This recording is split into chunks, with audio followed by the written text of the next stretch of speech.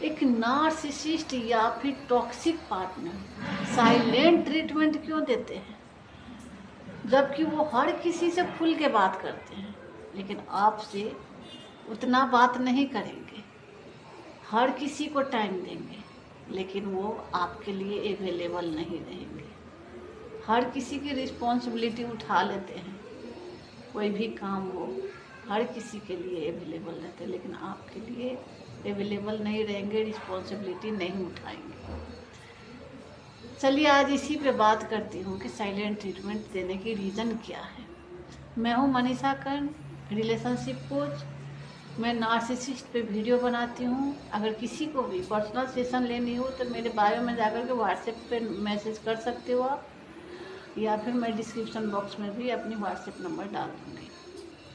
तो नार्सिसिस्ट के silent treatment देने की रीज़न होती है कंट्रोल पाने का तरीका। वो लोग सिर्फ आप पे कंट्रोल पाने की कोशिश करते हैं। अब जैसे कि आपने कोई बात कही, उनको अपनी बात मनवानी रहती है। हर चीज़ में आपने देखा ही होगा कि आपकी बात की तो कोई वैल्यू नहीं रहती, तो उनको कोई भी बात मनवानी रहेगी और आप बोलोगे कि नहीं ये गलत है, तो फिर वो खामोश हो जाएंगे, पूरी तरह से साइलेंट। बात करना बंद, खाना पीना अलग कर लेंगे, सोना अलग कर लेंगे, करते हैं ना, क्योंकि आप उनके सामने में नाक रगड़ो, झुक जाओ।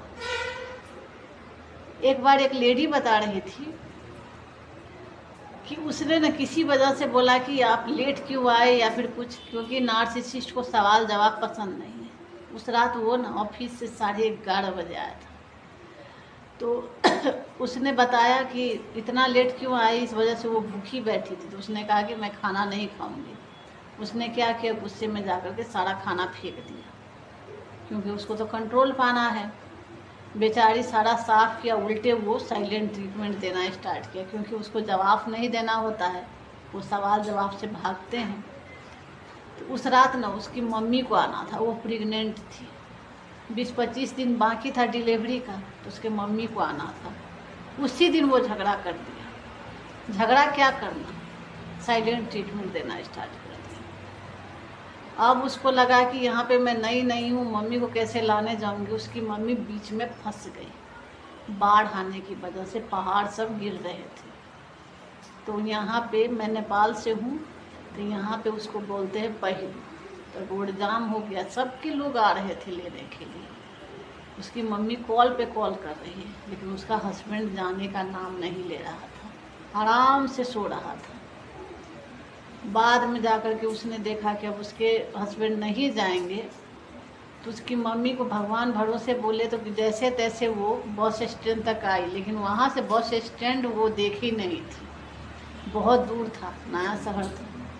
बहुत रोई, गिड़गिड़ाई। उसके बाद उसके हस्बैंड गए उसके मम्मी को लाने, जबकि उसके मम्मी को बुलाने का काम उसी के हस्बैंड को था। उसी ने उसकी मम्मी को बुलाया था कि डिलीवरी के वक्त आप ही आओ, और नहीं आओगी तो मैं आपकी बेटी को फिर से मायके नहीं जाने दूँगा। तो उस डर से उसकी मम्मी जॉब करती थी, छुट्टी लेकर के आई थी 20-25 दिन के लिए।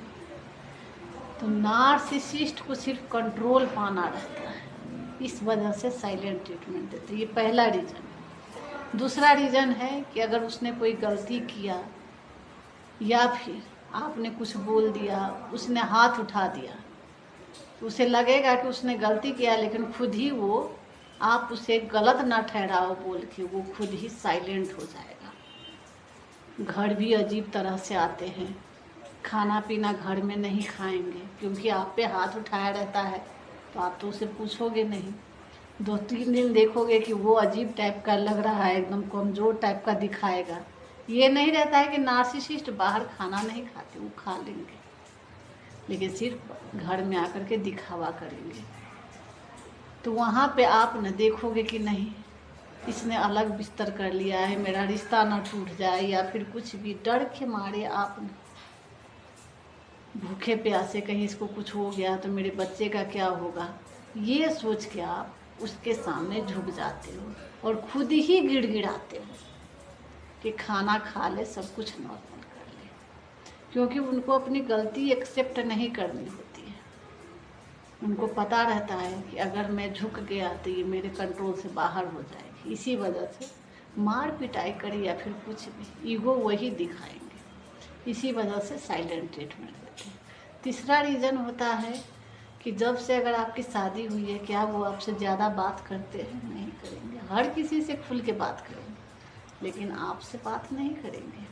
ज़्यादातर अगर किसी फ्रेंड का, ज़्यादातर बाहर ही भागने की कोशिश करेंगे, आपके पास नहीं बैठेंगे। और बात भी करेंगे तो हूँ हाँ में सिर्फ जवाब देंगे और कुछ नहीं, अपनी बातें शेयर नहीं करते। क्यों? क्योंकि उनकी पोल ना खुल जाए। आपके बारे में उसको सब कुछ पता रहता है, लेकिन उसके बारे में आपको कुछ नहीं पता रहता है। वो कहाँ जाता है, क्या करता है। जैसे आप बोलोगे ना, मैंने इतने बजे खाना खा लिया, या फिर किसी फ्रेंड के यहाँ जा रही हूँ, या फिर कुछ भी मम्मी के यहाँ जा रही हूँ, वो नहीं बताएगा, वो बिना बताए निकल जाएगा।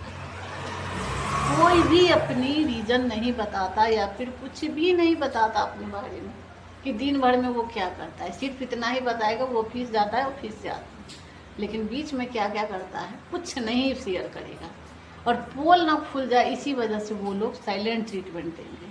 और साथ साथ उनकी बिहेवियर, उनकी पैटर्न आपको समझ ना आ जाए, इसी वजह से वो लोग साइलेंट ट्रीटमेंट देते हैं। तो यहाँ पे बहुत लोग भावुक हो जाते हैं कि उसने साइलेंट ट्रीटमेंट दिया, मेरा रिश्ता खराब न हो जाती। ये कभी ना सोचे। एक बात, जो नए नए शादी में आए हो ना, तो एक बात बता देती हूँ कि अभी आप झुक रहे हो तो बाद में जा कर के सर पे वो लोग तांडव करेंगे। अभी थोड़ा बहुत भी वो दे रहे हैं, देने के तो वो देते ही नहीं है, रिस्पॉन्सिबिलिटी उठाने का नाम नहीं रहता है। लेकिन हल्का फुल्का भी झुकाव है, कहीं कहीं वो ले भी जा रहा है ना, तो अगर उसको आप उसके आगे में बार बार आप झुक रहे हो तो बाद में वो भी आपको नहीं करेगा। जैसे मेडिसिन के लिए आप बोल दिए हो, या फिर बोल दोगे कि नहीं आज जाना ही है कहीं, वैसे तो नहीं ले जाते हैं, लेकिन बहुत जिद ज़बरदस्ती पे ले भी जाएंगे, या फिर कुछ भी थोड़ा सा टाइम भी दे देंगे, वो भी वो नहीं देगा। तो एक बात याद रखिएगा कि वो लोग अंदर से बहुत इनसिक्योर, डरपोक होते हैं। तो वो लोग साइलेंट ट्रीटमेंट दे तो आगे पीछे घूमना नहीं है।